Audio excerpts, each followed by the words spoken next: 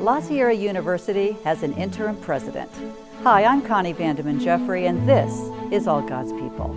The La Sierra University Board of Trustees on October 18 selected former higher education administrator and retired accrediting body leader Richard Osborn to serve as the university's interim president, while the board initiates a comprehensive search for a long-term president. Richard Osborn, who lives in the Inland Empire region, officially began his presidential duties on October 23. He comes to the post following the September 17 resignation of Joy Fehr from La Sierra's presidency. La Sierra University Provost April Sept functioned as acting president during that time. I look forward to working with the La Sierra University campus during this transition time, Dr. Osborn said. Although I am enjoying a very fulfilling retirement, including service on 6 university boards and consulting with 28 universities over the last 3.5 years, the call to help contribute service to this special institution transcends personal comfort. Read the entire article at the link in the description box. Nearly 55 Central Coast residents received free dental care services on a recent Sunday at a Templeton Hope Clinic. Over a dozen dentists and nearly 40 volunteers helped provide services for the Hope Clinic that was hosted by the Templeton Hills Seventh-day Adventist Church. The care received by 54 dental patients was valued by Dr. Jeffery Kahler's dental office at over $25,000.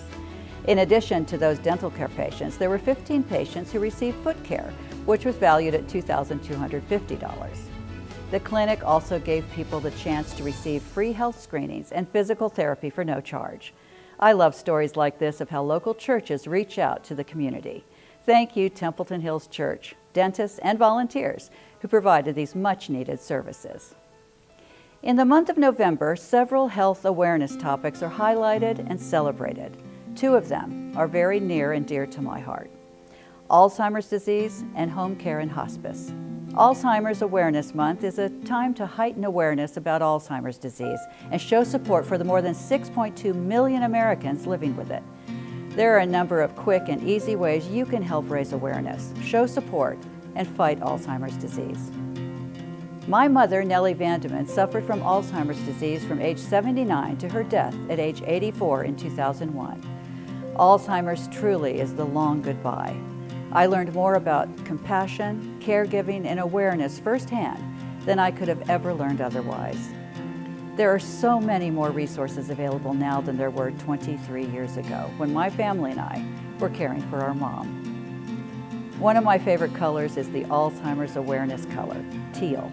The Alzheimer's Foundation of America chose teal because it has been shown in color psychology studies to be a calming color. So next time you see somebody dressed in teal, remember the more than 6 million people living with Alzheimer's and the help that they need. November is also National Home Care and Hospice Month. During this month, the home care and hospice community honors the millions of nurses, home care aides, therapists, and social workers who make a remarkable difference for the patients and families they serve. These heroic caregivers play a central role in our healthcare system and in homes across the nation. A personal story. It was November 2 years ago when the most incredible hospice team cared for my husband Ron in our home for the last 48 hours of his life. I'm eternally grateful for their loving care, not only their care of Ron, but also how they ministered to my family and me during those hours. He peacefully breathed his last on Thanksgiving Eve of 2021. And because of hospice, we were able to fulfill his wish of dying at home, surrounded by his family. I will be forever grateful for the National Home Care and Hospice Organization, as well as the loving individuals from Oakhurst Hospice. Many thanks to all of the people who bring the best health care in the world into the homes of everyday Americans. For more resources on Alzheimer's Awareness and Hospice Awareness Months, the links are in the description box. Romans 8 is one of the most comforting chapters of the Bible for me, and I love Romans 8:26. Likewise, the Spirit helps us in our weakness, for we do not know how to pray as we ought. But that very Spirit intercedes with sighs too deep for words.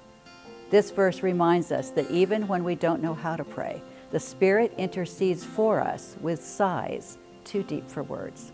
Sometimes our pain is so deep, we don't even have the words to describe it. It comes out as a sigh. This verse gives reassurance that God understands and responds to our needs, even when we cannot put them into words. For all God's people, I'm Connie Jeffrey.